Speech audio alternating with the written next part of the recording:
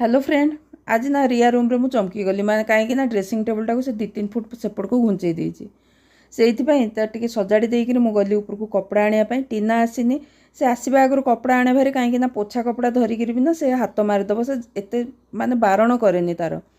आणिकी कपड़ा washing machine पकईदेली जहाँ घर कम टे सारिकी मोपाई टे मका बरा छाणी नहीं कहीं गरम गरम न खाइले भी भल लगे तापर कपड़ा खाई सारिकी आसली कपड़ा फोल्ड करी बिछना बेडसीट चेंज करदेली।